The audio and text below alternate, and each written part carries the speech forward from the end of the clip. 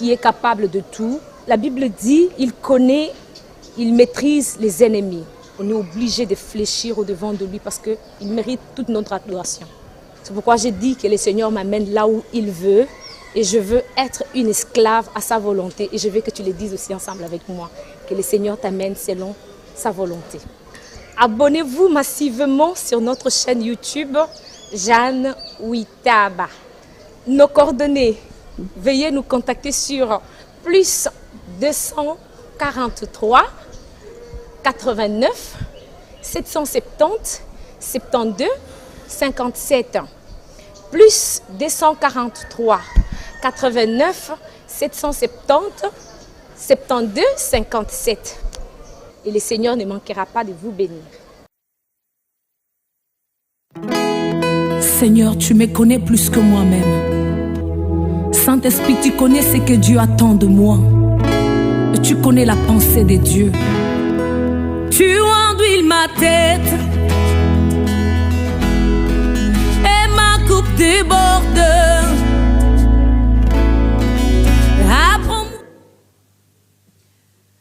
Good evening. Welcome to Venix TV Life Changing Channel.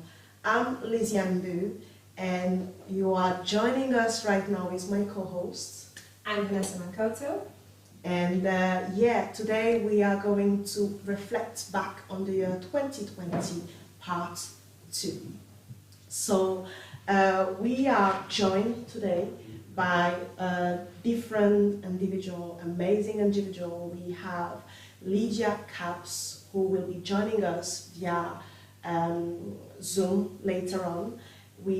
She's a gospel singer. We also have Megan Massika, who is the CEO of Seek Her Hair, as well as Naomi Kikumba, who is a Christian blogger, and Hervé Malila, who is the CEO of HM Visuals, as well as Job Mukadi, the son of one of the greatest pastors here in Manchester and worldwide, Pastor Dr. Job Mukadi. So we will be sharing on basically the different things that have happened throughout this year, 2020, from COVID-19 to social media and fake news, as well as Black Lives Matters. But I think what we want today, given that we are a few days away from the new year 2021, we want to have a Christian outlook on different events that have happened throughout this year. And we want to enter into this new year 2021 with a refreshing of hope and maybe a new vision, a new outlook on life, and hopefully filled with a lot more hope. So I just want you to kind of see the different people we have here. As I said before, we have Megan. Say hello to everyone. Hi, my name is Megan. I'm CEO of Seek Her Hair. And we have Hervé. Hello, hi. I'm CEO of, my name is Hervé Malila, I'm CEO of HM Visuals. We have Naomi. Hi, my name is Naomi and I am a Christian blogger. Fantastic. And we have Job Mukadi. I am Job Mukadi. And thank you for inviting us on the show anyway. Yeah. Fantastic. So before going further into the different subjects that we will be talking about tonight, we would love for you to share this platform so everybody gets to partake into this moment that we will be spending together. I would love for you to comment. We want to hear what you've got to say. Share your advice, share your thoughts on this year 2020. And grab your popcorn, your cup of tea, your coffee, whatever drinks that makes you comfortable, whatever things that makes you comfortable, and sit with us for the next hour and a half as we will be elaborating on the different subjects, as I said. So I'm going to give you 1 minute, maybe 30 seconds to just share the link, and we get back and we dive into what we need to be diving into. Yeah? Fantastic. M'arrêter lorsque la nuée s'arrête. Tu ondules ma tête et ma coupe déborde. Apprends-moi à m'arrêter lorsque la nuée s'arrête. Je veux simplement te dire, de moi-même je ne peux rien, Seigneur. Arrose-moi d'une huile fraîche, amène-moi où tu veux. Je veux simplement te dire, de moi-même je ne peux rien, Seigneur. Arrose-moi d'une huile fraîche, amène-moi où tu veux. Je veux être comme ces vieux qui n'a plus de force pour marcher lui-même, qui a besoin qu'on lui tienne par la main pour l'aider dans sa marche. Je veux être comme un aveugle qui ne connaît pas l'état du chemin, qui a besoin du bâton de guide pour l'aider dans sa marche. Je suis un aigle étoilé vent, et voici dans les hauteurs, cherchant du côté où se trouve le vent, pour qu'il m'amène où il veut. Je suis un aigle étoilé vent, je me tiens dans les hauteurs, cherchant du côté où se trouve le vent, pour qu'il m'amène où il veut. Je veux simplement te dire, de moi-même je suis limité, tu sais. Impose-moi ta volonté, Seigneur Jésus, même si elle est amère. Je veux simplement te dire, de moi-même je suis limité, tu sais. Impose-moi ta volonté, Seigneur Jésus, même si elle ne m'arrange pas. Amène-moi. Amenez-moi, Esprit Saint. Amenez-moi, Esprit Saint. Amenez-moi, Esprit Saint. Je vais m'envoler avec toi dans les airs. Amenez-moi,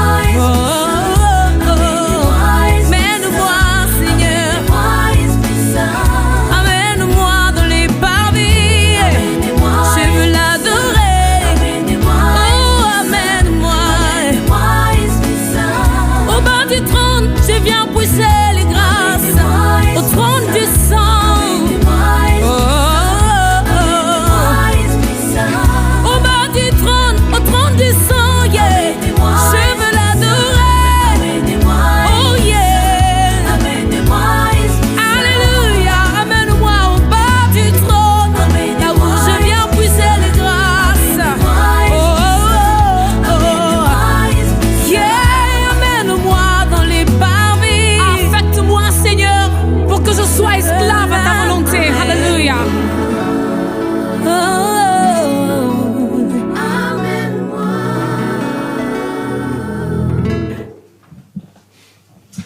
Welcome back, and thank you for having taken this time to share the link and invite other people to join us for this fantastic conversation around the year 2020.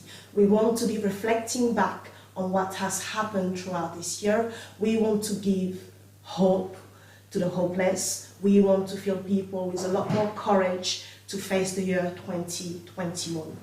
Now, the first subject that we want to speak about is coronavirus. And when we talk about coronavirus, everyone's like, coronavirus. It's making us feel so uncomfortable. It's this heavy thing that has been there throughout this year. Coronavirus is a disease. It's a contagious disease that is caused by a severe acute respiratory syndrome, which is the SARS-2. Now, the first case was identified back in Wuhan, in China, back in December 2019, and it has since spread worldwide.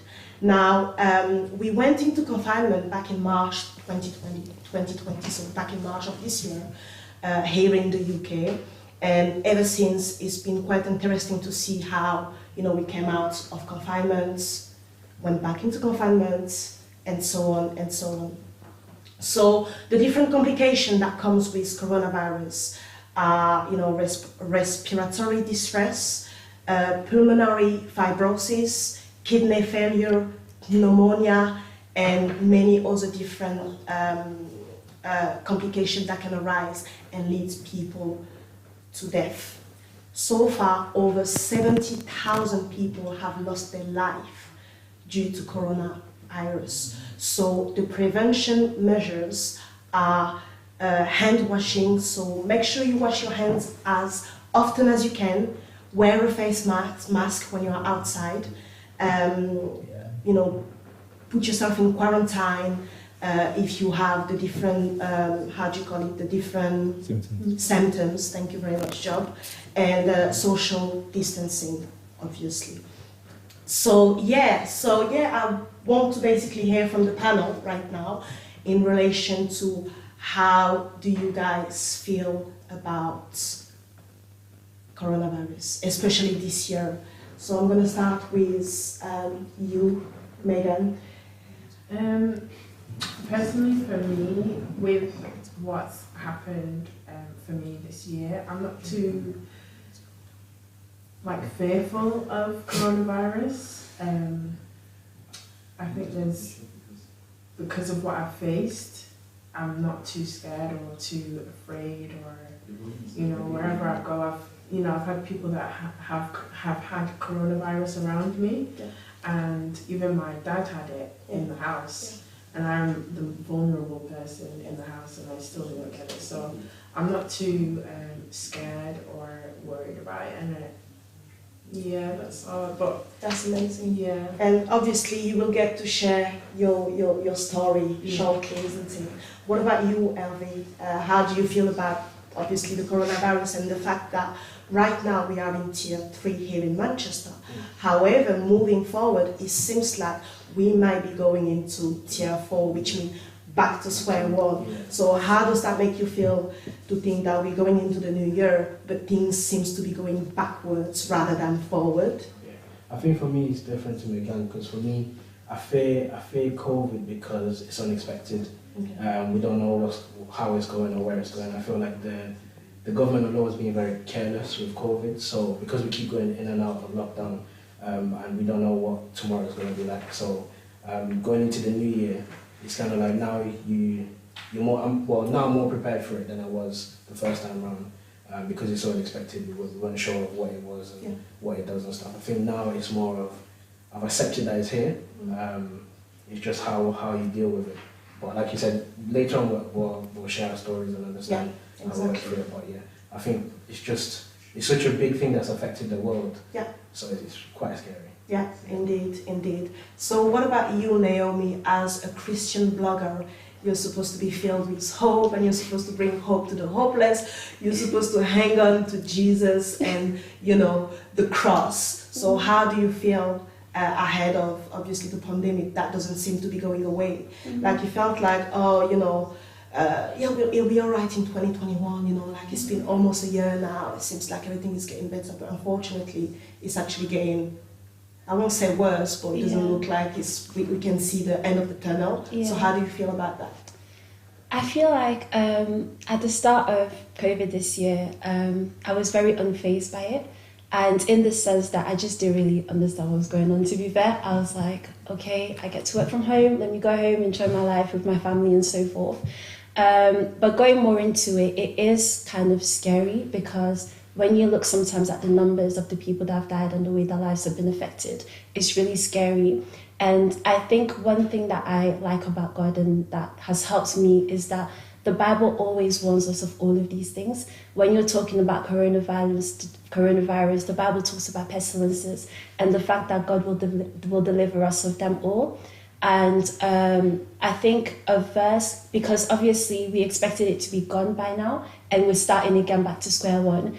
And a lot of the times, I think at the start of the year we had endurance, but the fact that it'll be fine at the end of the year, life will be back to normal. But now that hope has been deferred, so it's like, what is going on? But I'm going to give you a verse in Romans 8:28, and it basically just says that all things will turn out for the good of those who love God. And I think that has been my key verse this year. And going into 2021, I don't know what's going to happen. I don't know what to expect to happen. But all I believe and the way that I keep my faith and stay rooted is that I'll be fine, because all things will work out for the good. That's amazing. That's amazing. So what about you, Job? Obviously being the son of a pastor, do you feel like you have some type of pressure to just remain fearless ahead of, like this pandemic, ahead of the different challenges of everything that came with the pandemic? Do you feel like having your father who's a pastor, do you think that adds a different pressure in relation to your hope and the way you're looking at this situation? Yeah, with how my dad is a pastor, I think I've seen a different side of the whole coronavirus. Whereas you see a lot of people getting sick, dying left, right, and centre. I've kind of been seeing the opposite of that, where people are calling home like daily, every day. Like, I've got corona, I've got this, I've got that, and then over the phone they're instantly healed. Okay. So with that, it just keeps me hopeful, and I don't have to kind of pretend that. Obviously, of course, it's there, but I don't have to pretend to be overly scared of it, because I know that God is the way. Do you know what I mean? Like with God, I can get healed with it, and the whole world can get healed with it. Hopefully, if they ask for it, it will be healed, and that's pretty much it. So that's my kind of thought, and that's my kind of view of it. Amazing. And I have to turn back to my co-host, because last time we had a great conversation around obviously reflecting on this year 2020. So how do you feel, Vanessa? Like, what's your take on this, and where do you want to take this conversation? Well, there's obviously a lot of things that we have all shared, but I just feel like as if with COVID this year, as mentioned in the first part of this show, it's just a lot of anxiety, uncertainty, and us being human beings, it's within our nature to control what we can. And unfortunately, this has just been one of those years where we can't control it. No matter how hard, even by retrieving or finding vaccines, there's still some uncertainties and some discrepancies with that. And it's just making us feel even more unsure of what the future is going to be like, even though we still want to control that sort of medium. Yeah, definitely, I agree. So I guess we were meant to be having Lydia Capps, who is a gospel singer, at this time. Unfortunately, with the production right now, we're not ready. So I guess we're just going to move on until we are ready to kind of have her share her testimony. As some of you know, she lost her father, who was a doctor, and lost his life to COVID-19. So we will hear from her shortly, hopefully. Well, she's here. That's fantastic. Wow. Hi, Lydia. Oops. Okay, we're having a sound problem, I believe. Just give us a moment while we're sorting everything. I think I was muted. I muted myself. All right. It seems like we can hear you better. Can she hear us? Can you hear us? Oh, great. All right. Yeah, fantastic. I can hear you. There's a bit of a delay, but we can do with that. All right. Sorry for the technical issues, guys. Give us just a moment whilst everything is being sorted. So I hope you're sharing the link. I hope you're ready to comment. I hope you're ready to take part into this conversation. So as we've got Lydia now, I'm quite excited. I'm quite happy that we are able to have her on this program. Lydia Capps is an up-and rising artist from the Democratic Republic of Congo, having released her debut single back in 2018, which was called Yesu Elonga, which means Jesus is victorious. She is based in London and is also a minister. Now, her father, Dr. Paul Kabasele, who was a much loved senior specialist, eye specialist doctor at the Moorfield Eye Hospital, sadly passed away from COVID-19 earlier on this year. I mean, on her social media, Lydia describes herself as a Jesus lover, a servant, and a worshipper. And I've been very amazed at how she's maintained that message of hope throughout all this year. I'm amazed at how she's been able to communicate that hope throughout her own personal challenges. And we want to hear from her today because she has obviously a testimony related to the loved one that she lost this year. And, you know, hopefully if you're looking, you know, if you're watching us tonight, you can also be filled with hope and, you know, find a new direction, a new vision to your life, and, you know, be encouraged to carry on and to stay close to Jesus. So, yeah, can you still hear us, Lydia? I can hear you. Can you still hear us? I can. Can you still hear us? I can hear you guys. All right, it seems like we've got some technical issues. We do apologize for that. Can you still hear us, Lydia? I can hear you. Can you hear me? All right, she's moved her head, so it looks like she can hear us. So once again, on behalf of Phoenix TV, we want to offer our sincere condolences. Listen, there's not much word we can say that will help you, you know. Yeah, she can hear us. Yeah, I think there's a delay. Yeah, indeed, it looks like. Okay. Yeah, we can see you. We just hope you can hear us. I can hear you guys, but there's a delay because I can see what you guys can see on the screen over there, but it's very delayed. Yeah. Who is speaking? It's her speaking. All right. Yeah. So, shall we go ahead? All right. One moment. I'm going to ask for 30 minutes of intermission. Intercession. So we just Publicity, so we can sort out all the different communication issue that we're having, because we're having a hard time hearing Lydia at the moment, so we need to sort it out. I'm just going to ask for some publicities. Yeah, can I ask for some publicity so we can sort out the technical issues?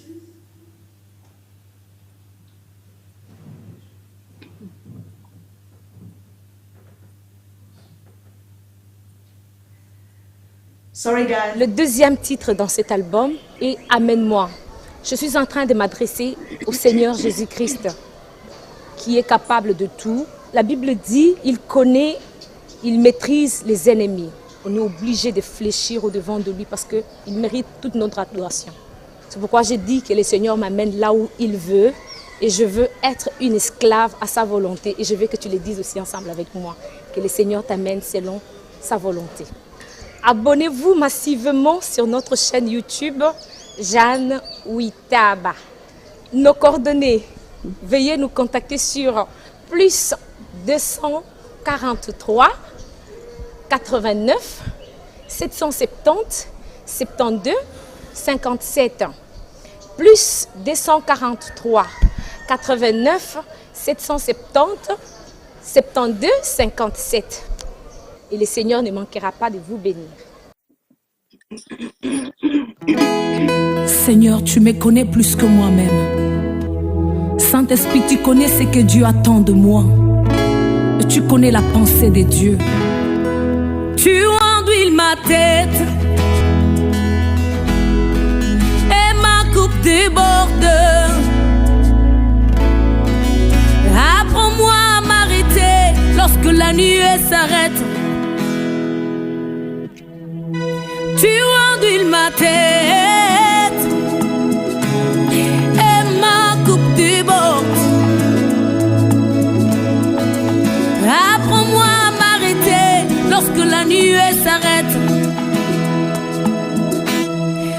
veux simplement te dire,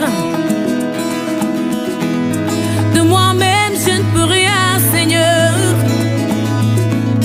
Arrose-moi d'une huile fraîche,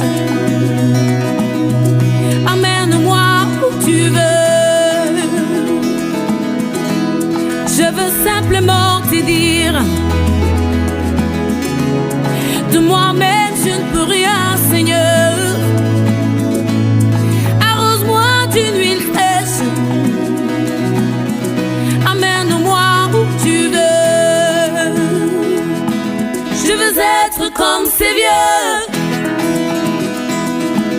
qui n'a plus de force pour marcher lui-même, qui a besoin qu'on lui tienne par la main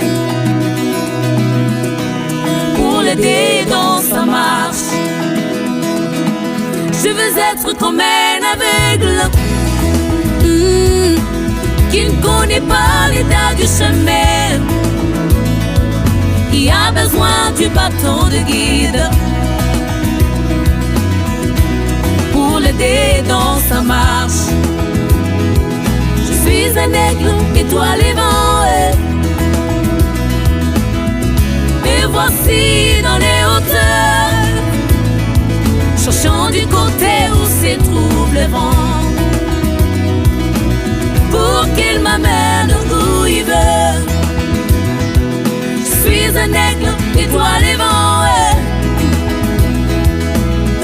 je me tiens dans les hauteurs, cherchant du côté où se trouve le vent, pour qu'il m'amène où il veut. Je veux simplement te dire, de moi-même je suis limitée, tu sais. Impose-moi ta volonté, Seigneur Jésus, même si elle est amère. Je veux simplement te dire, de moi-même je suis limitée, tu sais. Impose-moi ta volonté, Seigneur Jésus, même si elle ne m'arrange pas. Amène-moi. Amenez-moi, Esprit Saint. Amenez-moi, Esprit Saint. Amenez-moi, Esprit Saint. Suivez-moi. Thank you very much for bearing with us. We do apologize for the technical issues. Yeah, this is what happened when we are live. This is not recorded, so yeah, sometimes little issue can happen like that. You just have to bear with us. So thank you so much, and apologies on behalf of Phoenix TV, life-changing channel. So we were speaking with Lydia Capps. As I said before, I've already introduced her. She does not need any more introduction. She's an up-and-coming, rising gospel artist who honestly shares a message of hope on her Instagram. She's got more than 27,000 followers on Instagram, and honestly, you'll be amazed at the different things that she shares, at her voice. You should go and listen to her songs, absolutely amazing. And tonight, due to the program that we have, obviously, which is reflecting on the year 2020, she's going to be sharing on her experience throughout this year 2020, having lost her father to COVID-19, and how she coped with grievance, obviously, and how she remains so hopeful, and how she's able to share this message of hope, through her various social media.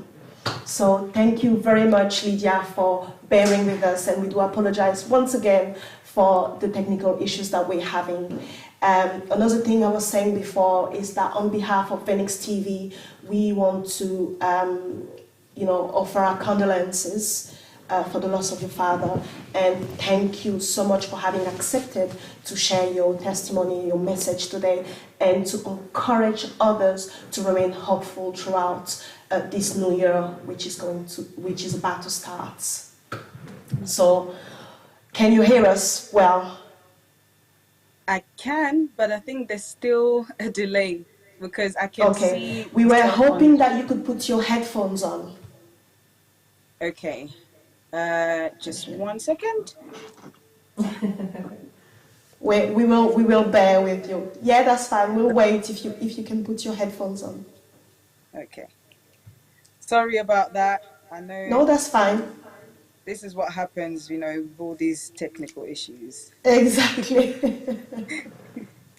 Indeed.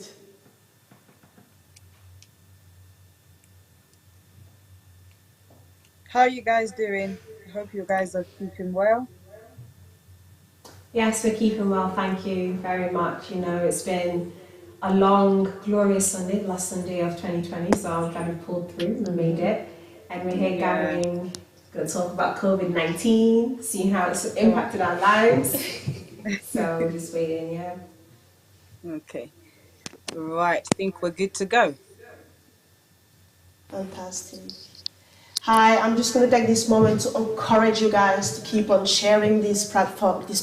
Keep on sharing, commenting, liking. We need that support, guys. So don't hesitate. And thank you so much for the people supporting us since we've started these different programs that we've been doing, me and Vanessa. Thank you so much for the support and the love that you've shown us so far. So yeah. So Lydia, the first question I have for you is, how has this year been for you personally? Honestly, this year has been, I can say both. It has been very tough, obviously, because the unexpected happened. I was never expecting to lose my dad. I mean, I knew that my dad would leave us someday, but I didn't know that it would be this soon. And obviously there's the positive side of things and there's the negative as well. But as believers, as the Bible say, in 1 Thessalonians chapter 4, it says that we do not grieve like the people in the world. We do not grieve like people who do not have hope. For we know that, those who have died in Christ, when Jesus comes back, they will rise up and we'll be able to see them again. So I think that's what gives me hope. But yeah, I would say, everyone's saying 2020 has been such a difficult year, bad year. Or I even heard someone say, my birthday is cancelled this year. It doesn't count. But yeah, you just have to look at, the positive side of things. Yeah, 2020 has been tough for me and my family, but God is still good. God is still good. Wow. I'm amazed at how you have been able to maintain such a positive message throughout all this year. Is absolutely amazing to me, and I'm sure everybody here would probably join me to say that this is unbelievable, because losing someone, especially your parents, and somebody who's so close to you, exactly, someone who you can look up to as exactly well. is sometimes very challenging. And what has been the impact of losing your father within this pandemic? How has he impacted you throughout this year, basically? To be honest, it was very hard. It is still hard, still painful. It hasn't even been a year. My dad passed away precisely 24th of April this year, and everything just happened so fast. It was just like in the blink of an eye, he was gone. So yeah, it's still painful. We have God, yes. As a minister, people expect me to be like, I heard one person say when my dad passed away, they were like, oh, don't cry like that. You're the minister. You're supposed to minister to others. You're supposed to encourage people. But even the Bible says that there is a time for everything. There's a time to mourn. There's a time to cry. There's a time to rejoice. We are still humans, We have feelings. It's okay to grieve. And yeah, honestly, it has been hard and it's still hard, but God is just, looking after us and giving us the strength as we go. So, yeah. Yeah, amazing. Indeed, as you said, as Christian, we need to remember and always have that in our hearts that, God is there, and, if certain things He allows to happen, there probably is a reason behind everything. Yeah. As a Christian woman, how can you encourage anyone out there who is going through the loss of a loved one, who is going through grievance, bereavement? What would be your word right now, given that you're going through, grieving right now? How can you encourage others out there? What I would say, first of all, it's okay to cry. Don't let anybody tell you otherwise. Don't let anyone tell you, oh, you're not supposed to cry for this long, you're not supposed to grieve for this long. Everybody grieves differently. And just like how I was telling you guys earlier, I was, everyone literally around me, well, not everyone, but some people around me were like, they were like, it's like they were shocked as if I'm not human.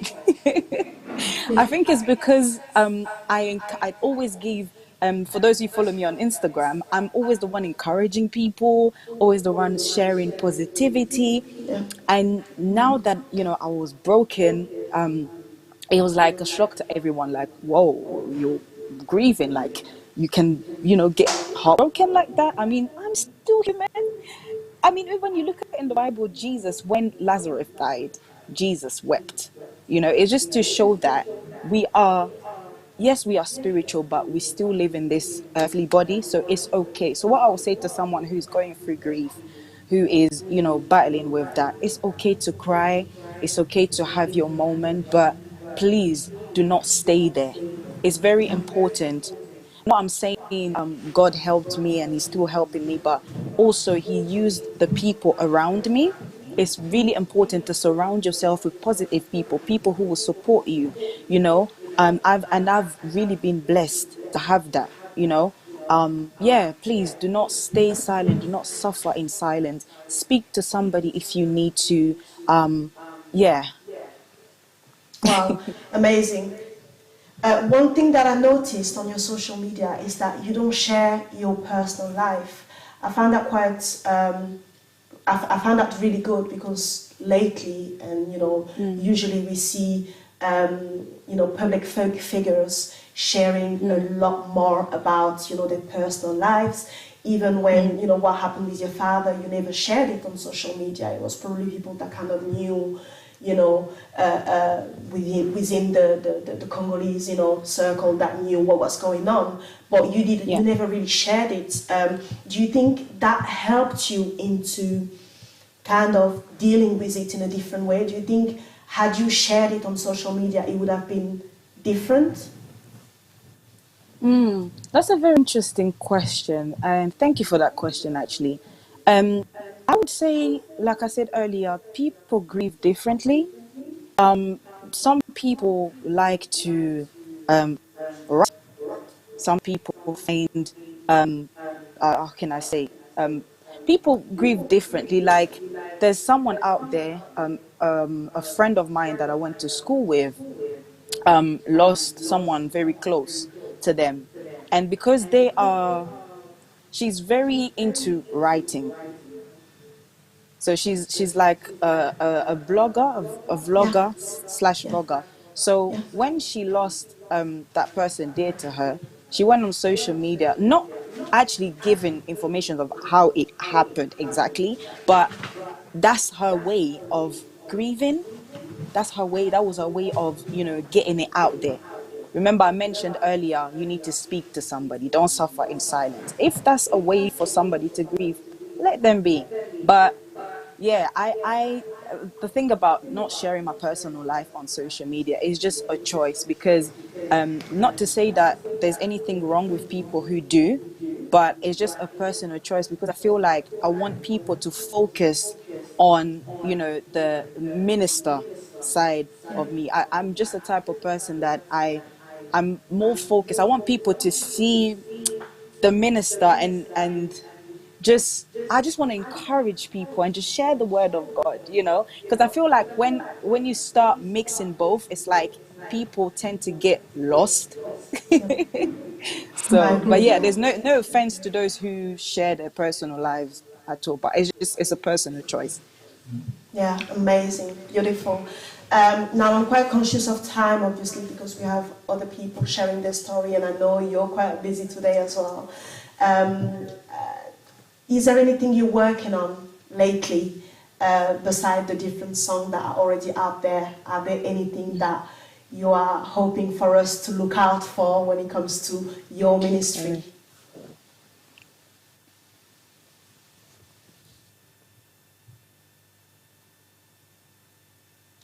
Hello? Okay, it seems like we've lost it seems like we've lost Lydia. Well, anyway, thank you so much, Lydia. I was hoping she could share the message that you have, you know, the one for looking forward to 2021.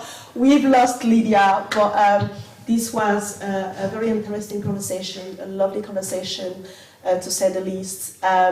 It's just refreshing to see someone that can bring so much joy out of, you know, such a terrible situation, such a terrible loss. I wish her all the best, and thank you so much, Lydia. If you watch us later on, thank you so much for the time you have given us here on Venix TV, life-changing channel. So I'm going to turn to my co-host, and we're going to get going, we're going to get moving, because there's just so much people on here that have a story to share, that have a testimony to share, and we want to hear. We want to hear from all of you. We want to hear what you have to say. We want to hear what you've been up to this year, 2020. So, I mean, 2020 is one of those years that has definitely changed many people's lives. I mean, as Lydia has kindly shared with us today on this platform, what her family have gone through. But I want to hear from you guys. I want to hear what Joe has been through, Naomi, yes, you, Joe. Hervey and Megan, you know, there's a lot that we can share and learn from one another, and things that we can also transpire to our viewers out there. Yeah. So I'm going to turn to you, CEO of Seek Her Hair. You know, some of us don't have any, but, you know, we try. So tell me, what has 2020 been like for you? 2020 has been eventful. Do I need to talk about that? Tell me what major thing you have experienced in this year. It could be a personal one, it could be something based on your, you know, and your enterprise that you're doing with your business. What has 2020 taught you, and what has it done for you?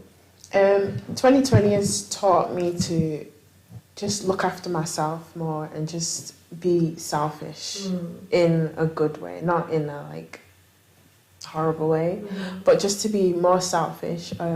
Obviously, in December 2019, around Christmas, I found out I had a tumour, and it was a benign tumour, but it was aggressive, and I had to have my operation in February. So obviously, that small period of time, and obviously there's other things going on in my life as well, but I had a small period of time to process everything. And then obviously going into the hospital and coming out, finding out that there was COVID as well. I didn't know what was going on anyway. So obviously in the hospital, there was, on 3 occasions, I can say, like, I almost... What does this mean? Oh, wow. Okay. Yeah, on 3 occasions I was almost gone. But coming out of the hospital, and then just already in the hospital I was isolated. Yeah. So then coming out to be isolated again, that was what was stressing me out more than the actual COVID, or more than this that was happening to me, that happened to me as well. So it was mostly like, you know, looking after myself and not having as much expectations as well. So obviously going into a Christian life and Christian journey, I really didn't expect so much to happen in so little time. And obviously, like, I'm just grateful as well, and just knowing that, just to trust God as much as I can, and just put everything that I have into God. As much as I say my family was there, some of my friends were there, but when I was laid there by myself, it was only God. Yeah. No one else was with me when I was about to, like, you know, maybe pass away for the third time, sorry, no one else was there but God. And obviously I'm really thankful for that, and obviously it's taught me to be a bit more selfish and look after myself.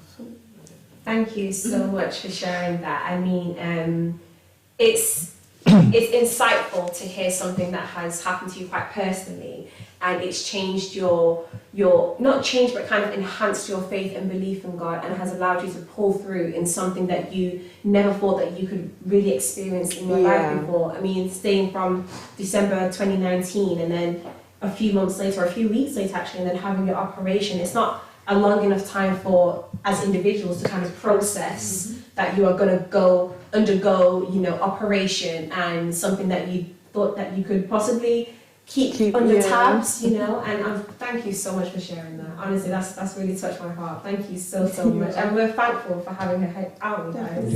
Yeah. Still trying to cope. I'm not gonna Thank you so much, Megan. As we've heard from the person herself, Megan has undergone a very strenuous operation at the beginning of this year during COVID times, and for her to obviously be in a position where she's isolated and to come out of the hospital walls, to then be being introduced to another form of isolation, because we have to undergo, you know, government guidelines in order to protect ourselves, where we have to be selfish for our own sake, but also our family's sake. If you live in a family household, you know, it's a lot of pressure, a lot of pressure for us to kind of take hold, and for us to more or less act upon in very quick amounts of time. Yeah. Brother Joe, how are you doing over Sister there? Vanessa, I'm good. How are you doing over there?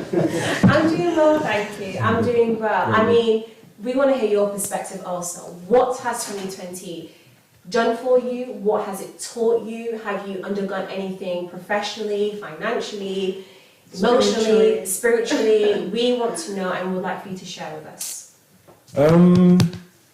If we just backtrack a little, I just want to talk a little bit about Megan. Yeah. Just because Ashley mentioned about her health and being like selfish about it. That's so important, so good. Because if you don't have anything in this life, you have your health. That's the number one thing to look after. So I'm very grateful about being selfish, because that's something I've also took on myself. Like, let me focus more on my health. Let me focus more on myself, so that I can go to like the next step. So when the lockdown happened and all that jazz, I just found myself in like one repetitive cycle of going Instagram, Snapchat, Twitter, Instagram, Snapchat. Social media. Just social media. Like, and I was like, I'm just thinking, what have I actually been doing? Like, I've not been doing any kind of productive. Not being productive, and I've got all this free time. So I was like, you know what? I can just get rid of Instagram and That's why I couldn't find you. Yeah. I know, right? I was looking for you before to tag you on what I posted. I was like, where is it? Where is Job Hinge?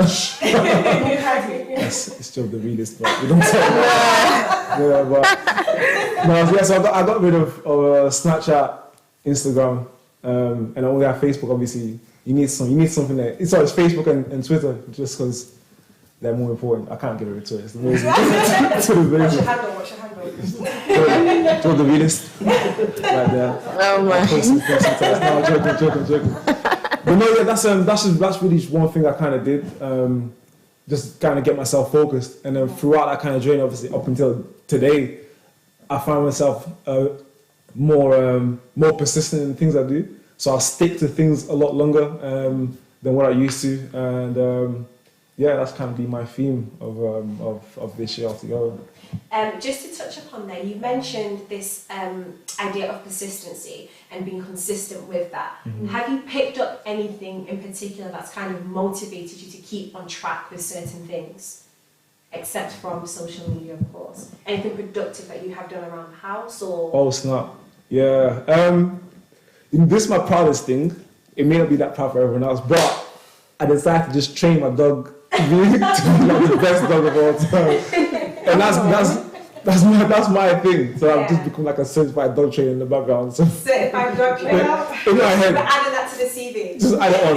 Yeah, that's been my kind of push, my kind of motivation. Like, because he was a little bit all over the place. I was like, let me just really compact him and get him in the right way, and that's turned out okay. That's turned out all right. That's Yeah. good enough. If it's good for you. it's Yeah, good that's for that's everybody. that's my what I proudest mean. thing I'll say. As Megan just said, you have to be a bit selfish. Yeah. That's your way of being Yeah. selfish. Training your dog. That's what it is. Yeah. But I'm quite glad you at least took some action in relation to social media, isn't it? Because social media has been mad. I mean, despite the fact that this year, I mean, we can touch upon a mammoth of things, you know, but I feel like I said social media has definitely enabled us to pinpoint the different things or different segments of this year that we can therefore highlight and more or less explore in great detail, like the Black Lives Matter, Congo is bleeding, and SARS. Yeah. Forgot the one about Zimbabwe. Do forgive me, my Zimbabwean watchers. You know, I do love you guys, but forgive me for that. And also things like when we look at redundancy as well with COVID. Yeah. You know, I think social media. I mean, I applaud you, Joe, for just deleting the majority of your social media. But as an individual, I was stuck on Instagram. What's new? What's next? Okay, it was something that actually kept me sane to understand that I'm in contact with the outer world, because being at home and living on my own, it can be quite lonely and it can be quite, you know, reserved and restricted, and you're just stepping away from the real world and you're not interacting with people who call it context, but sometimes a bit of normality. And our normality these days is what? Definitely. Social media. Yeah. Definitely. Yeah. To be fair, before going into the subject of social media as well as Black Lives Matters, I want to hear from Naomi, basically her testimony in relation to in which area she found growth, and how did this year 2020 made a difference compared to the other years. Okay. So 2020 has been really, really interesting, and I think out of all the years that I've experienced, in 2020 I truly felt and saw, I guess, the world crumble in a way. Yeah. I felt like there was a massive cry this year, not just with COVID, but with everything else that's happened. I felt like there was so much uncertainty. I felt like as soon as you thought there was a bit of light coming to the end of the tunnel, it just disappeared immediately. So around me, I can say I felt so much uncertainty, so much brokenness, and just a lot of pain and rage as well, just with everything that was going on. And I think the biggest growth for me was in the area of my spirituality, because when everything was chaotic, uncertain, I feel like I had time to get to know a God who was certain, who was calm, who, even though 2020 came to slap us in the face, it came to really, really surprise us. I got to truly know God has an anchor, has somebody that is not moved, not affected by everything that is going on around us. And that brought me a lot of peace. In 2020, I was able to just fall in love with God again, because I got to spend time to just pray more than I had before, spend time to fall in love with the Bible again, even reading Christian books, and just really understanding the character of God in the sense that He is hope. You all know the story about Abraham and his wife Sarah, that they weren't able to conceive and so forth. And I can't remember the exact verse, but the Bible says that against hope, Abraham believed, and God granted them that child. And I felt like 2020 was a hopeless year. Like, it was a year where there wasn't a lot of things to really give us hope. And I think that's one thing that was a bit frustrating me, because I was like, I want to achieve this, I want to achieve that. And being in a place where I can't do anything was hard. So I felt like I got to know hope, not because of what the world had to offer me, but simply because of God and who God was. So yeah, I guess that's my little snippet of 2020 and what it brought for me, just that strengthening in my relationship and just love for God. That's really good. Yeah. And I have a question in relation to what you just said. What would be the step for somebody out there watching, getting closer to God? Because you said obviously you found that you were able to get closer to your spirituality and to God. So what advice could you give to somebody watching right now to say, okay, those are the steps you may be able to take so you can, grow spiritually? Yeah. Well, if you're somebody out there who, number one, doesn't know God, and you think that you would like to start to get to know Him, then all I'd tell you to do is just to receive Christ. Just accept Him, receive hope. God is not somebody who condemns anybody. The way that you are, where you are, all you need to say in your own words is literally say, Lord, I want you, and He will be there with you to help you. And once you begin that journey, every relationship is built or strengthened by communication. So prayer, some people are afraid of prayer. By prayer, I don't mean, start praying 1 hour, right now. And I don't mean that. And there's no formula to it either. Just sit down in your room and, I don't know, look for worship music, look for preaching messages, and find the ones that really touch your heart and that really minister to you, and play them as you also just have a normal conversation. I mean, I find it funny sometimes because I speak to God like I'm speaking to a friend. I mean, I'll use my slang words. I'll be shocked. I'll be like, hey, God, yeah, sometimes That's a good one. Honestly, this year, I'll just say it, this year I had a driving test because I was trying to pass that. That was like one of my checkboxes for this year. And during the whole time I was praying like, God, get me through. I felt peace, I was like, okay, I'm really going to pass. Everything will be okay. I get there and I failed. The way even that I failed, it was just like, I turned around and said, God, you set me up. You set me up. I'll go for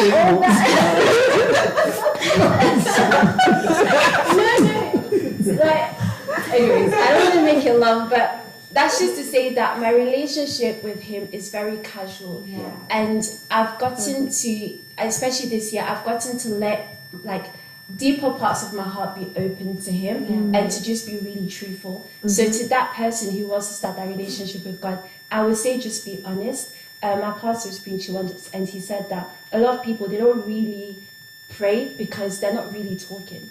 And talking is not coming with, Father God, I worship you in the mighty name of Jesus. If I feel stressed, God, I feel really stressed right now. I need you to help me. Amazing. And you can pray about anything. So even the fact that you're trying to step forward in that relationship with Him, you can pray about that. The Bible says, I draw nigh to God and He'll draw nigh to you. So just sit down with yourself and just be like, Lord, help me to, build that relationship with you. And I truly believe that He will. So That's amazing. and find a Christian community. Just saying.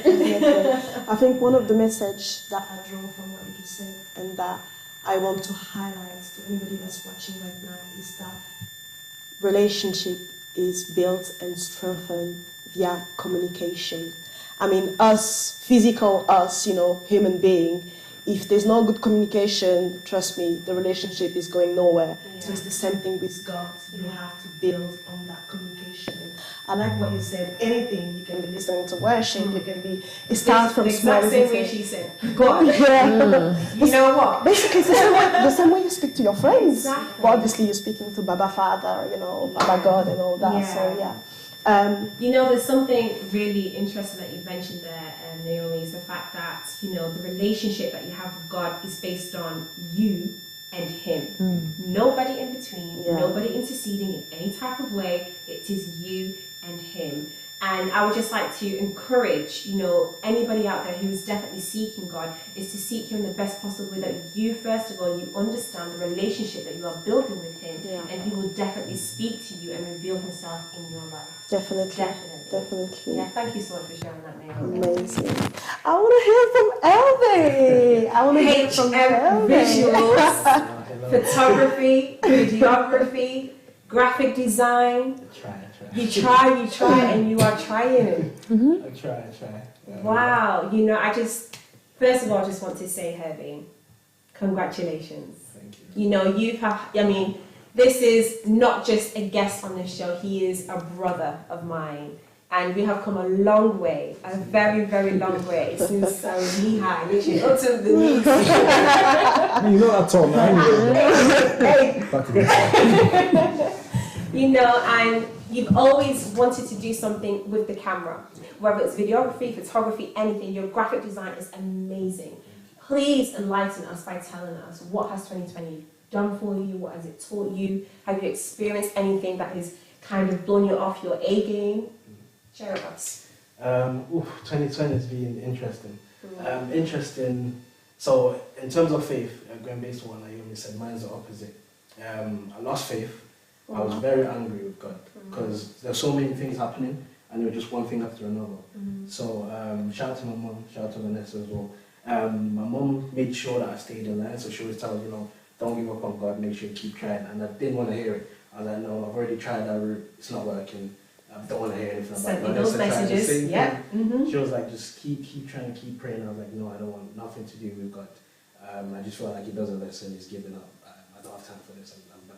So it's been difficult because it was like just one thing after another, year in and year out. So I was working from March till now. I was working from home. So we've been told us to work from home. We couldn't go to the office. So that at first it was fun and games. It was like, oh yeah, I'll wake up 5 minutes before my shift, jump on the laptop and just start. But then slowly became like just the same thing over and over again. You kind of like see the same thing, you're doing the same thing over, like every day you're seeing the same four walls. You just felt trapped. There was a sense of being trapped. And because I don't go out unless I need to go out, I think I found that difficult because going out helped because then you're seeing different things, you're getting some fresh air and stuff. So that then started playing with a lot of my mental health as well. Yeah. So I struggled a lot with my mental health. It was a big battle. My mom was there, you guys were there as well. Speaking to Mervyn all the time about it.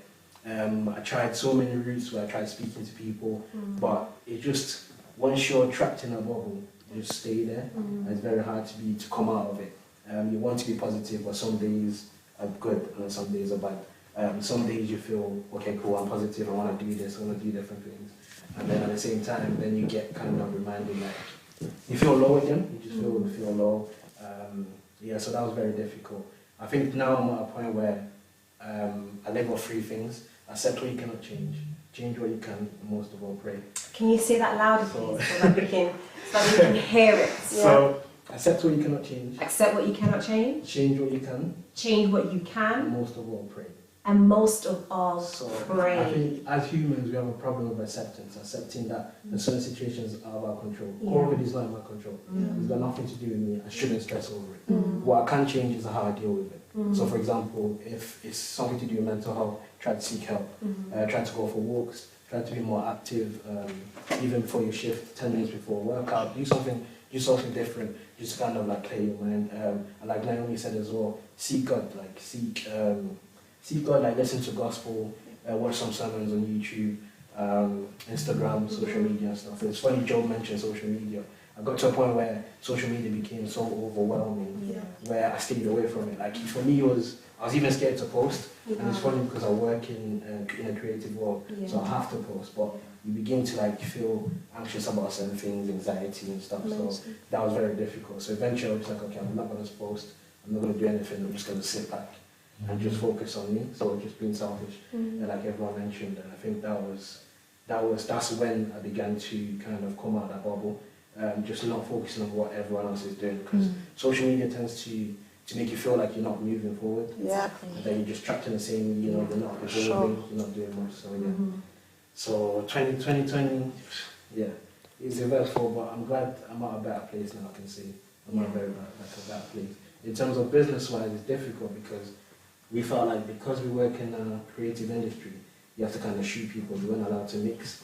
So I feel like with that, it became hard because like, how do I then create content if I can't be around people, But when you think outside the box, there's nothing stopping you from creating content. There's other ways of creating content. So 2020 has taught me how to think outside the box. Think outside the box, and then still be able to create and share my talent with everyone else.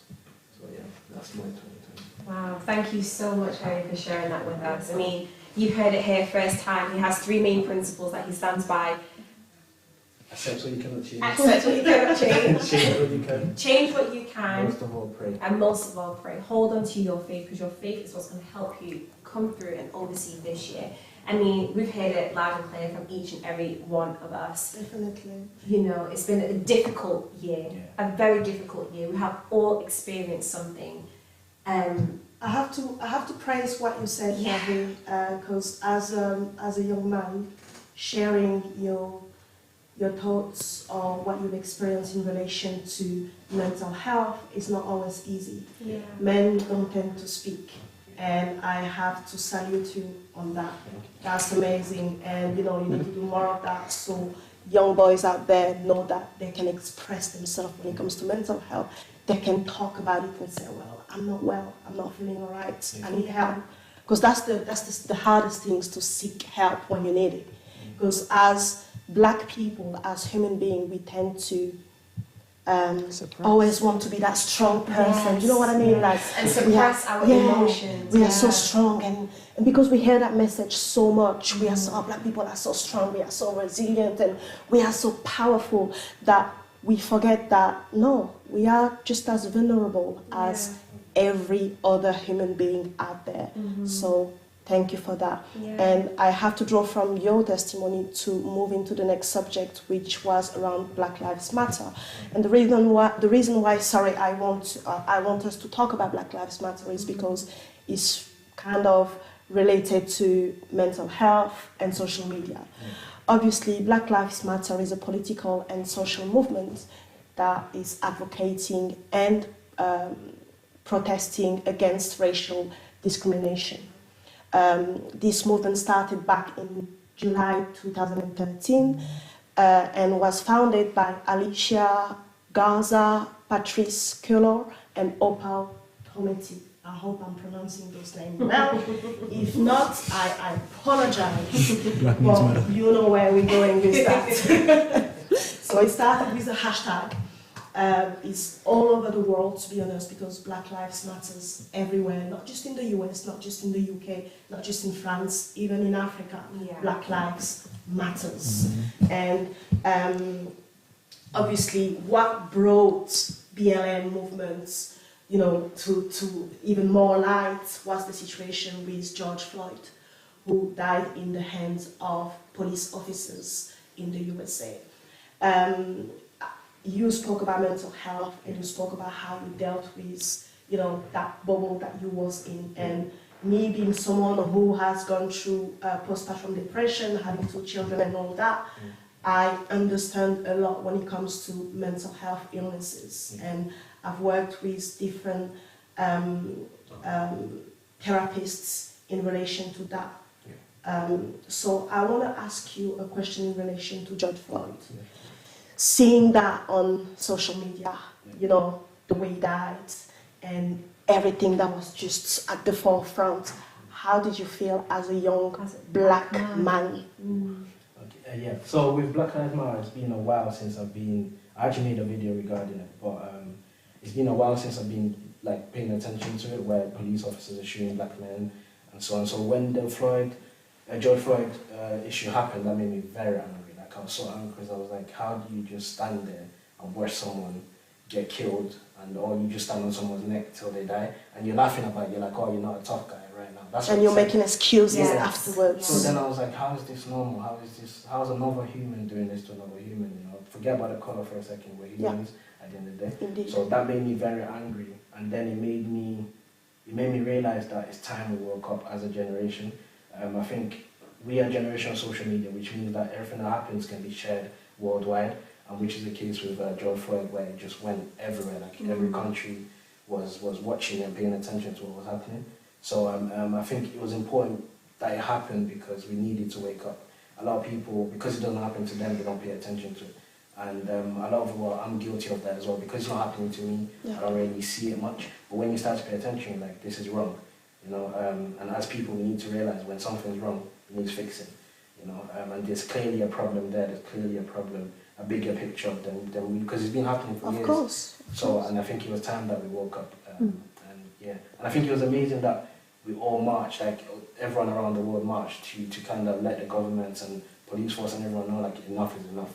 You can't just keep killing us and getting away with it. Yeah. So, there's something very interesting that you said there that I just want to highlight for everyone, is that you said because it's happening to him and it's not happening to me, especially for our Black men that are out there, we look like him. Yeah. You know, we are of the same colour, of the same kind of nature, but it can happen to any one of us. You know, racial profiling is quite a heavy thing right now in the UK, where, you know, especially young black men are being pinpointed and selected because of a particular profile.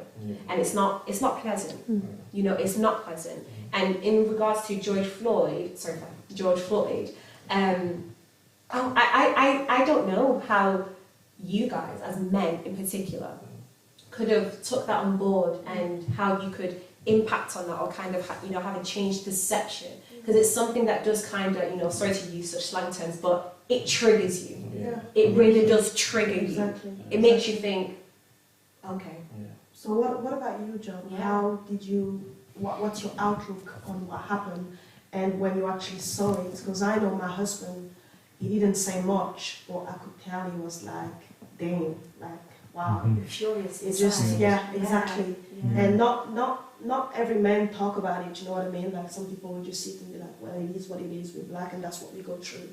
And others are out there in the streets, you know, protesting and, you know, marching and making sure that it won't happen to their sons and their grandsons and even daughters and so on. So how did you feel about it? Yeah, probably the same way as her, very just absolutely just angry, livid. Like how could you kneel on someone's neck for that long and just watch them die when you could have helped, you could have stopped, or maybe you start to think about the past, the people around. It's like, what if I was there? Would I have jumped on the police officer instead? Would I have done something else instead?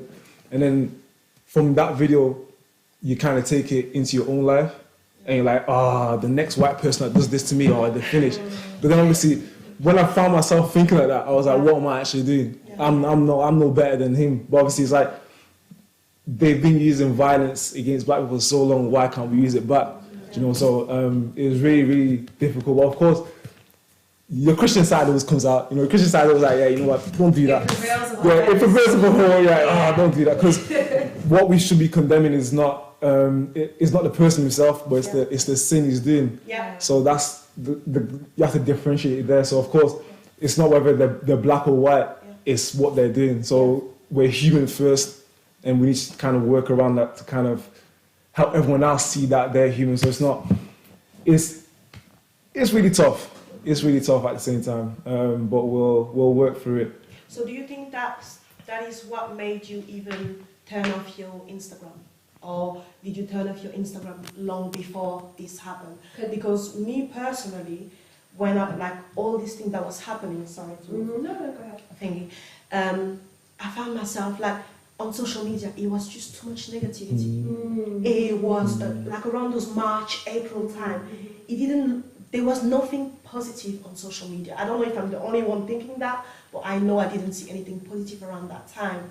And it was quite difficult to kind of go on Instagram and not see anything negative, especially us being black and all that. It was just overwhelming. So did you turn off your social media at that point? I think it was just the beginning of it, probably like a week or two, and I think I seen the marches, and after that I was like, I'm off. I don't need to. I've got nothing to do here. Because I was working from home and with my husband as well, and he was like, we're not putting any TV today. Like we were basically at home, no TV, and trying to just stay away from social media because it was becoming like overwhelming on us, and you know, you have to find ways to kind of cut yourself off and not pollute your mind with those different. I mean, it's one of the things that you can control, right? So if you don't want to be engaging with social media in that way, which is a major contribution factor to, you know, switching off or, you know, deactivating accounts, because you just don't want to see those kind of things on a regular basis, on a day-to-day basis. Of course, what the situation that had happened is something that we can't control because it's out there. But what we can control is how we react to certain things. And I feel like as if, you know, kudos to you, Joe, for definitely switching off your, you know, social media for that. But also at the same time, it's one of those platforms that we can use to our advantage and elevate, but also project our voices on this matter. I mean, I hate the whole idea of black. I hate it. I really do hate it. I know I'm black. You don't need to tell me every day. You don't need to reassert it every day. You don't need to, oh, she's different. She's darker. No.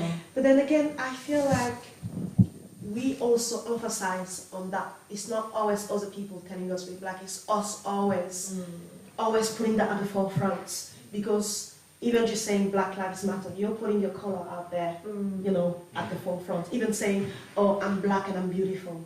Do you know what I mean? But I am though. Yeah. True. Indeed. Indeed. But I mean, we tend to put it at the forefront as well. Rather than just saying, well, I'm a human being and I'm beautiful and God made me the way. We always put that black and beautiful, brown and beautiful. So then when other people point that out, we're like, well, no, why are you pointing it? What's the problem? Why are you pointing it out? Well, okay, you go first. The reason I always make sure, like I say I'm black, I say it with pride, because for me, black means power, black means excellence, black means like I'm a king, like I'm a boss. Mahogany skin. You get what I'm saying? Yes. Like for me, it means it's not just the color. I have to disagree to some extent, because I don't feel like my color is what makes me excellent. I don't feel like my color is what makes me powerful. Do you know what I mean? Do you know why that is? Do you know why? Let me finish. Why? Because just like in any other ethnicity, there are bad people. Yeah. Do you know what I mean? So you have rapists within the black community, you have bad people, thief, you have all these different bad traits within black community. So you can't, just like you have bad, you know, like rapists and all that in other ethnicity as well. So I feel like our excellence should come from who we are. Especially us being Christian. Do you know what I mean? Like, as in, us being Christian is more, listen, God made me the way I am. I'm excellent because of God, because of, you know, who I am inside is bigger than whoever is outside. Do you know what I mean? Like, it shouldn't be about color. That's how I feel, but obviously I respect everybody's opinion. But I feel like, what do you think? The thing with color is because we've always been made out to be like black is nothing, black is dirt, black is like it's not. Yeah, it's like beneath. You're not as equal as your white counselors, for example. Like so, for me, the reason I want to change the narrative of how they see black. So when someone says, "Oh, you're black," sometimes I don't get angry because I'm like, "Yeah, I'm black." And guess what? I'm amazing. You know what I'm saying? I just say it in my chest. Whatever you've been told as a kid or growing up, or your ancestors have told you, it's all wrong. Because you look at me, and most of people, when they get to know you, they actually think, right, like this guy, you know, this person's very good. Like he's not what they made out to be. Because there's a stereotype of if black men, for example. I got stopped not long ago. I was wearing a hoodie. I was just going for a walk. It was like 8 p.m. or something, and the police parked up. I was like, "Where are you going?" Like, I don't have to tell you where I'm going. I'm just going for a walk. Do you know what I'm saying? But they stopped you because they profiled you. They thought, "Oh, you must have done something." And then he's like, "Oh, I may have to search you because you fit a description." What description do I fit? Black. I'm wearing a hoodie. That's the description. Like, do you get what I'm saying? So for me, it's like when you say black, it's just we need to change what was told before. We need to understand what they associate with that word, basically. Because if you say it's black, violence, you're violent, you're aggressive, rude, you're impolite, abusive, uneducated, like, loud. Okay. Is it not true? She said, "Is it not true?" Oh my God! I'm black. I hold a degree. I hold a master's. No, you're not black. I work full time. So it's like being black means so much more than just loud and aggressive. There's white people and over Spanish people and stuff that are aggressive. Yeah, of course. When it's black people, it's different. You step in an elevator, the person's holding their purse tight. It makes me want to take it even more. Just to keep the stereotype. Yeah, that's what you want. All right. I've done nothing to do. I don't want to take anything, but now you're plucking your purse. It's like I might as well just it's like that. It's a lot of things. It's the microaggression that just really gets to me. There's a lot of stuff. Funny enough, I had a conversation with one of my friends, and she's Caucasian, and I buy black dolls to my daughter. So she may have one or two like Caucasian dolls, but most of the dolls are black.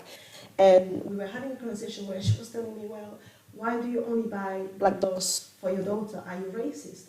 And I said, well, no, I'm not racist. Oh, Naomi, My that reaction. So I was like, no, my daughter is black, so it makes more sense for me to offer a doll that looks like her. representation matters. Exactly. And she was having a hard time understanding that. And she was like, but you know, most of the time, the things that we see of black people in the media is always negative.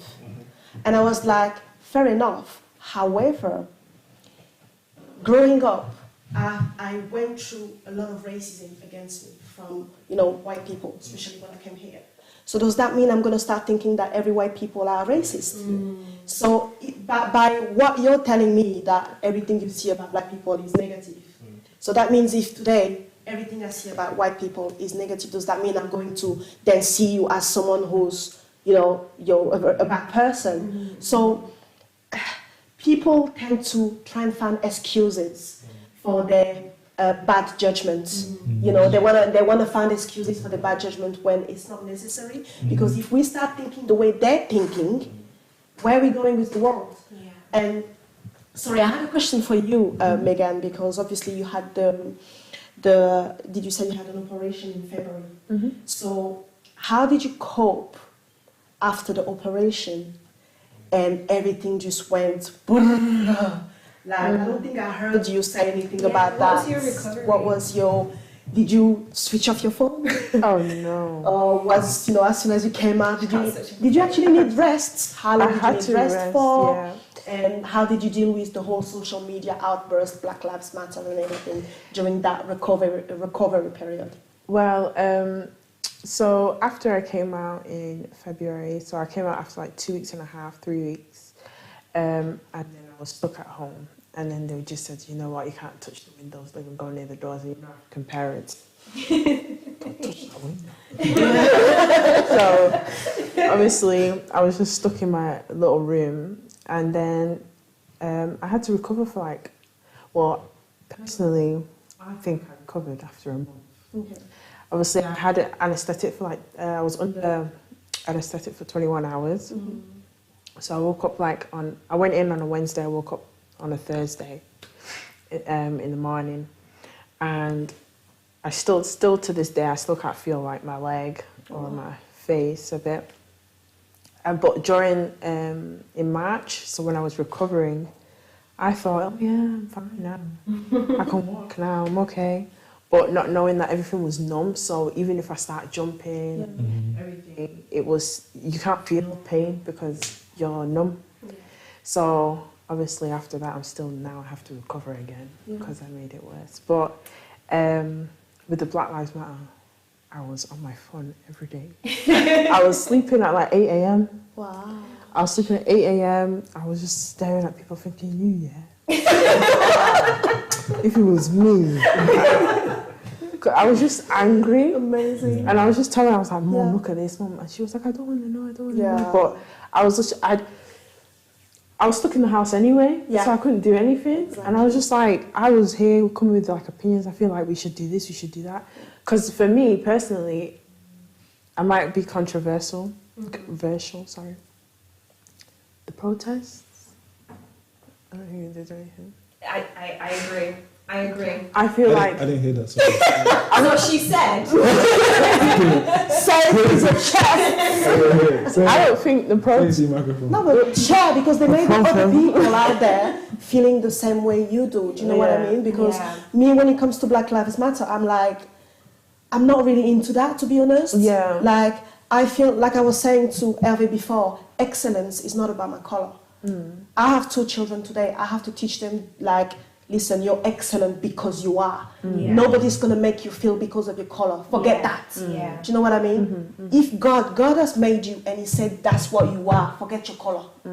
You are a child of God, period. Do you know what I mean? And I want to hear, say it loud. So, right, the protesting, it's not I'm against it, I just don't feel like it really is going to do anything. It didn't do anything to benefit the actual cause. Yes, so I feel like, personally, there should be, we've had this argument before in Bible study, that there should be more, even Christians, or just more black people in a higher position.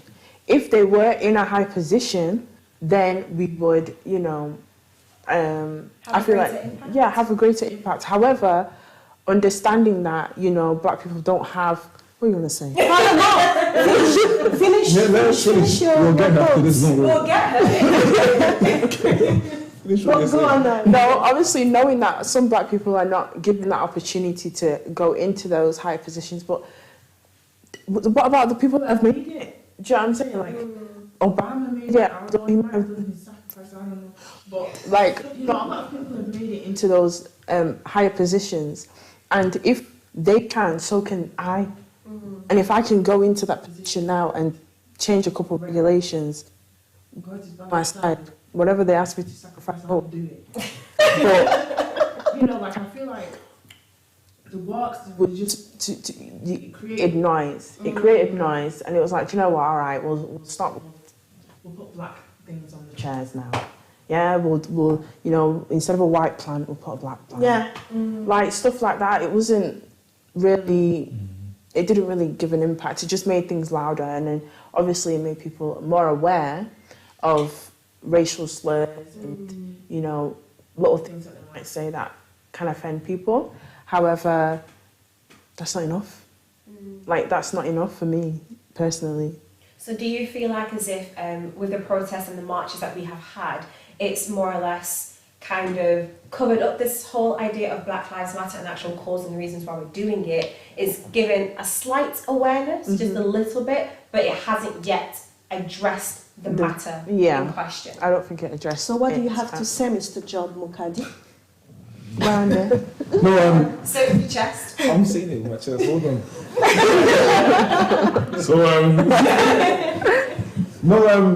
Because she said there needs to be more black people in those kind of powerful positions, but it's so much harder for the black man to get there. I said that in the first place. That's what it is. So you can't say just because Obama made it, quote unquote, just because he made it. How many presidents have there been that have not been black? Do you know what I mean? Like it's things like that. So it needs to kind of start from the ground up. So things like Black Lives Matter, I think it is helping. Not obviously things like putting a black planet. That's a bit too gimmicky, but just that kind of movement. it's not a normal point. that kind of movement for us to kind of benefit from, for our kids to benefit from, I think it'll take years to do. So maybe like 50 or 100 years time. Personally, the people in power right now, the people in power right now and their kind of kids, that's the kind of people that are going into power, and they kind of see the world in a kind of like this, in a tunnel vision. They see the world without black people in it. They see only white people around you. If you're only seeing white people around you and their kind of benefit to life, of course you're going to keep giving to the white people because they're producing money for you. They're giving you more things. Of course, like, oh yeah, I'm going to give it to my white power there. I have to say something here. It's so difficult because when it comes to power that we're talking about, why do people always think about power is always at the top? You can be just as powerful in where you are. Thank you. It's not about reaching that top level and waiting, we're waiting for another black president. No, you can do little change from where you are. You having your business today is powerful. You are encouraging other young men to, aspire to have their own companies. Even you as well, do you know what I mean? And I'm thinking, the thing that I hear sometimes is like, on one side we're like, there's not enough opportunities for black people. And me sometimes when I do certain things here, I have some people telling me, oh, you're trying to act white. I know. What do you mean? Yeah. I'm trying to act white. I'm trying to act excellent. That's all. And that's what I mean, as in, there's no color in excellence. There's just too many differentiation in terms of colors. You do something, they tell you, oh, you're acting. I took my son to the farm. Oh, you're trying to act white. What do you mean? I'm going to the farm because I want him to see animals. Can I just touch on what does that have to do with being white? Do you know what I mean? Yeah. And that is something that I believe needs to be broken within our own community as well. Because some people attribute certain things to white people. I bought my house. Oh, okay, so you're now, No, this is something that everybody should be doing. Like getting a mortgage is not that difficult. It's not just for the whites. Yeah. Information is out there. It's up to you to go and seek those information. And that's nothing to do with being white or being black. And that's one thing that we need to break in our psychological way of thinking, isn't it? I just wanted to touch upon, because I know you mentioned going to farms and stuff. Yeah. How many people here have been to a farm? Me. How many people here do hiking? I've hiked one I time. want to. You want to? That's already good. Just with that alone, I mean, I don't want to kind of like brag or kind of use my profession as a stepping stone, but I'm a teacher, and there's a sole reason for why I wanted to be a teacher. I did not see, apart from maybe 1 or 2 in high school, if I stand correct. Mr. Vinashi. I love him. Yes. I did not see anybody like any other teacher who was like me. And for me, that was a point where, okay, if I want to see change, if I want to, be powerful for my future generations or children, I want to be that representation. And for me, this is my powerful stance. Many people are like,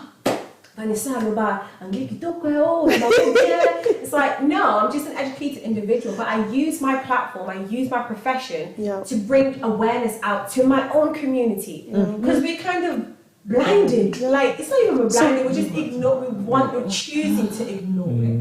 And it hurts me so much. Someone speaks well English. Oh, you're speaking like a white person. White person? Sis, what does speaking well English means? So basically, people are trying to say that black people shouldn't be speaking English properly. That's how I understand it when I hear things like that, isn't it? Well, it's going based off how you're taught when you were younger. Exactly. When we were younger, we were always taught that white people are superior. Exactly. So if you speak like them, you're kind of on the same level. So that's why we need to break. Exactly. So that's why when you said Black lives didn't do anything and all this, I disagree. I made a thing of posting every day about Black lives on my story. So did I. Without fail.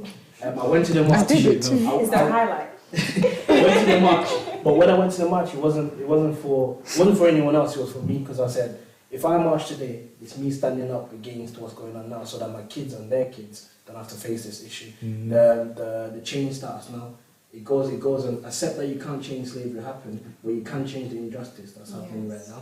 So on a regular basis, what do you do to bring on that change? Because marching is good, but now on your everyday life, what it is that you do I think to changing make the a way how you difference? think, the way you think, the way you see Fair enough. life in general, your perspective on life.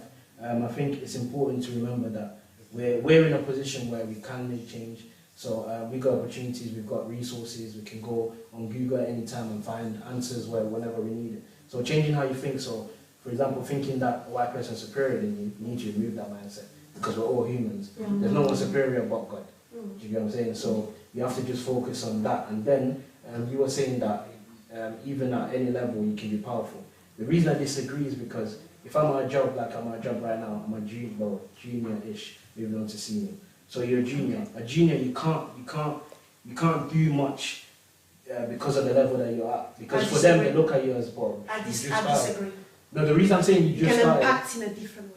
But this is what I'm saying though. But it starts small, but your voice won't be heard until you've reached a certain level. Because you believe that people will be looking at your credentials like he's just a junior. Exactly. So for example, when the Nigeria thing was happening, everyone was like, why is Delcy not speaking out? Why is she not speaking? Why is she not doing anything? She follows our culture and all that. Why is she not doing anything? Yeah. The way I see it is, why do you need Beyonce to say something? But then I realized it's because of where she is and the impact she has on people. That's why they wanted her to speak so much. Yeah. Do you know what I'm saying? So, as a small fish, you can't do anything. A small fish can't fight a shark. Do you know what I'm saying? Like, it's just. So you think a thumbs up? I think this outlook is more in relation to media and stuff like that. But I think me personally, I was talking about more like normal, average, people like us and all that. But you still kind of Not status to it. I personally, at some point, I want to kind of step off of social media, because this is not where I'm trying to go with my life.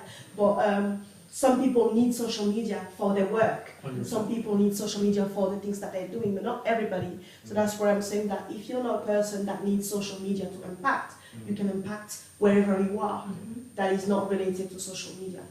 We can teach it though, even in churches. I always say, it's good, we learn about God and stuff, but at some point we could have services where we're teaching people, let's say for example, Vanessa, she's a teacher, right? Yeah. You can take the opportunity to teach people, or maybe, you know, guys, try out this book, read this, or this All book day, will every teach day. you how to buy a house, for example, or look into this, get an ISA, help to buy a car, you know, and so on. So I feel like as a church, we're supposed to be a community also, and we're supposed to share knowledge.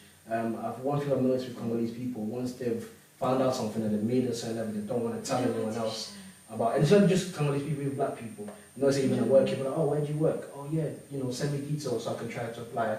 But then they'll be like, no, because they feel like you're coming to take their place. Do you know what I'm saying? Where it shouldn't be the case. We're on a table, everyone have their own plate. We can all sit at the same table and still eat. Of course. You know what I'm saying? Definitely. And that's amazing. And that's why Venix TV, life-changing channel, is a very important platform for us to share knowledge, for light to be brought on people like you who are doing great things out there, CEOs, teachers, Christian bloggers, amazing individual job hench Mukadi. And you know, this is what we need. We need to hear for the black excellence out there. We need to hear from the young voices. We need to try and change our mentality, try and move forward. So I think in relation to the different subjects that we wanted to talk about, we're kind of getting there. I don't know if there's anything else you want to share. I mean, there's a lot that we can discuss and we can talk upon this platform, but you know, this is always going to be an ongoing conversation. 2020, yes, a lot of people saying, oh, delete 2020. If you go, you can't delete it, okay? It's there. But we can always learn from it, reflect from it, and use it as a stepping stone that then we can therefore rise above, okay? Now, we're obviously coming to a closure to our program and obviously what we have shared, you know, 2020, what it has taught us and our testimonies that we have delightfully shared. One thing I want you to do, looking at your individual cameras, I want you to face your camera and I want you to give a shout out first of all to your people who are watching and supporting you. Thank them for obviously their time and their resilience being here. But I also want you to leave them with a message, a final statement. Thank you 2020 for giving me this. 2021, watch out, I'm coming. Okay? Who'd like to kickstart? It looks like he's ready.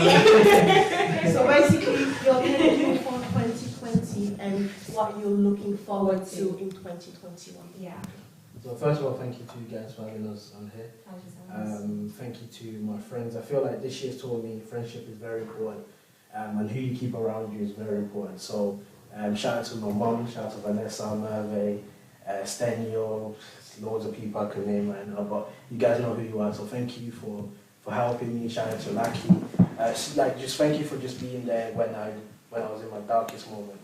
I feel like you guys did a lot to help me and pull me out, so thank you very much. 2021, I'm ready, man. I've got my gloves on. Let's go.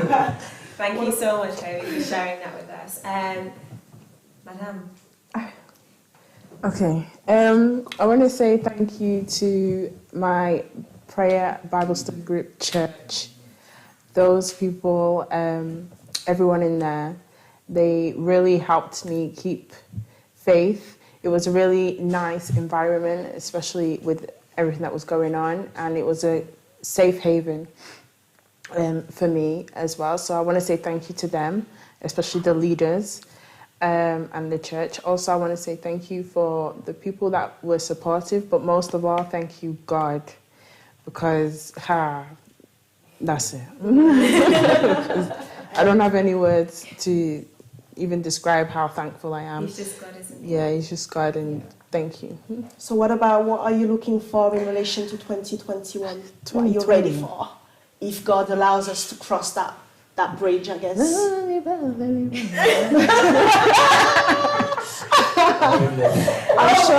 sure.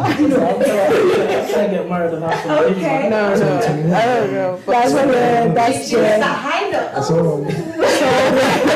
You guys got the same time in 2021. You've heard it on Venix TV, life-changing channel. People get married here, trust me. Listen, you know. Maybe husbands could be watching right now. You never know. Exactly. So definitely. All right. So what about you, Naomi? What is your message for what did you learn in 2020 and what is your message for 2021? In 2020, I think the biggest lesson that I learned is just to believe that there's more than this world can actually offer. And all that is just been like having a heavenly mindset and just being focused on God and eternal things, which will not pass away.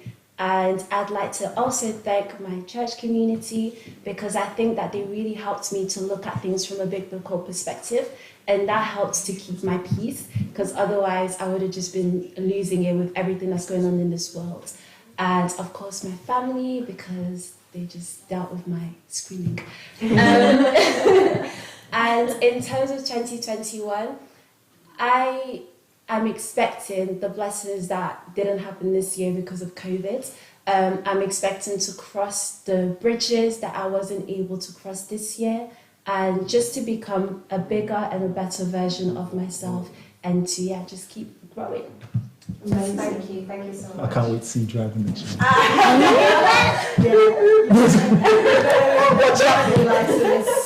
You better get that driving license. Well, January is too far, you get it. What about you, Job Mukadi? I'd like to give a quick shout out to, of course, my parents always been there, my mom, my dad, my sisters. We've got a lot closer during the whole quarantine thing, so I'm very happy about that. And also our church group with our leader, Marcinja, she's really been like a key part in keeping all the kind of youth with Christ, and that's really developed them and helped them grow, helped them talk about God, preach even, and just worship all together. So that's really grateful. That's a really big impact and big growth that we have in our church.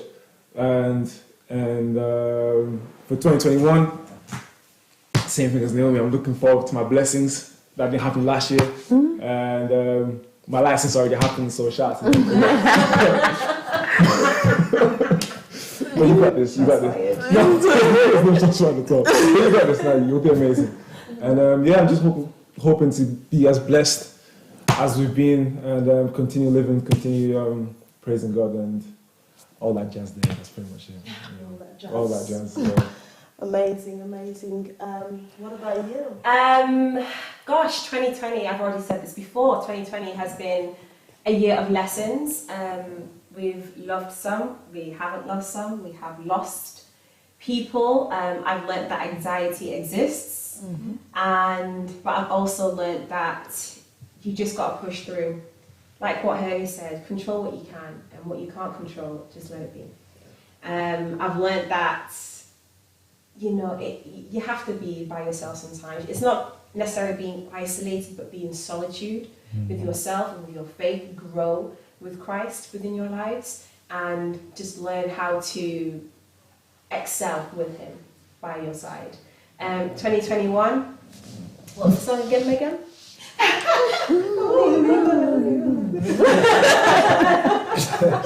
Amazing. All I'm going to say is 2021 is just the blessings that I didn't foresee this year. They're going to be next year. You've heard it here first. Independence TV.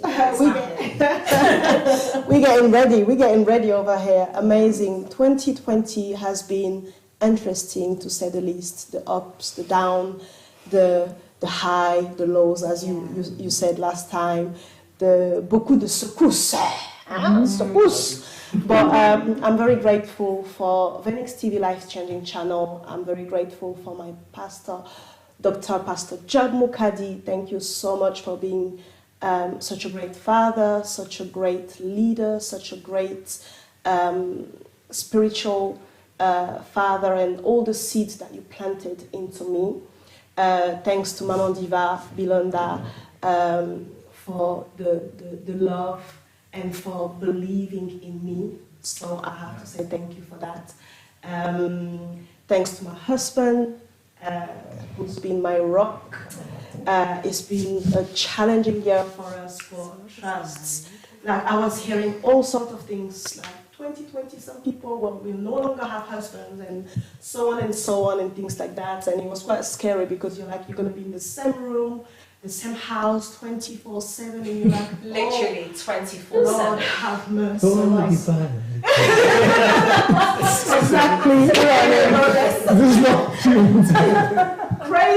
Crazy, but you have to give thanks where thanks is due. You have to be grateful for the people who support you throughout the challenges. It can be one person, it can be nobody, it can be God, right? And I want to thank everybody here for sharing your thoughts, your story, your testimony. I'm so grateful you're still here. Praise the Lord for that. I do hope that we will see 2021.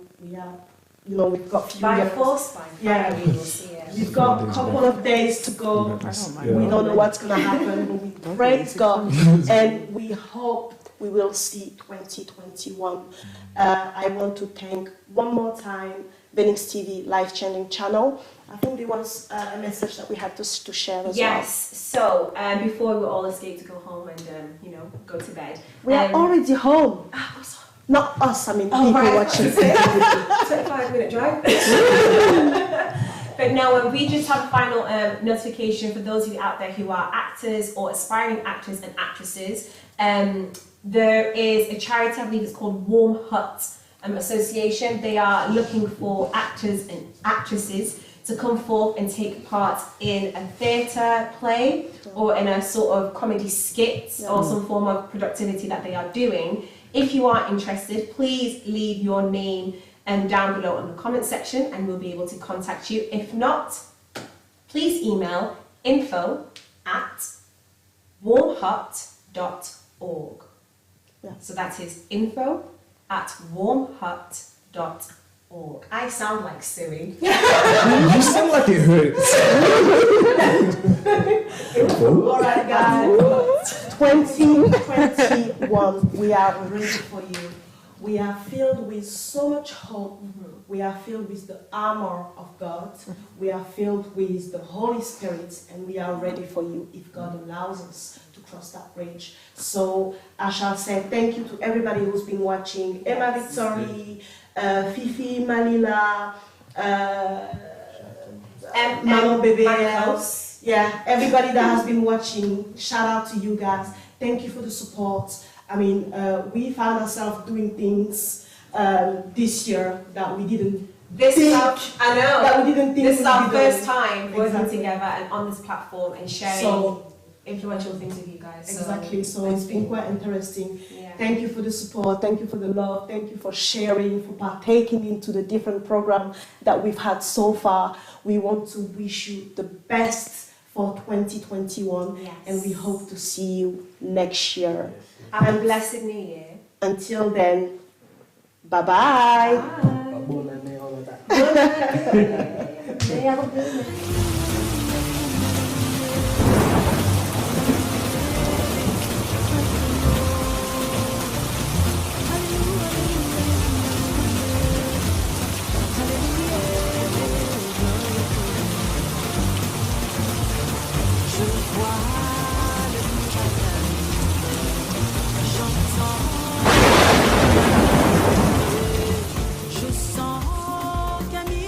Bonjour à tous, c'est le pasteur Edgar.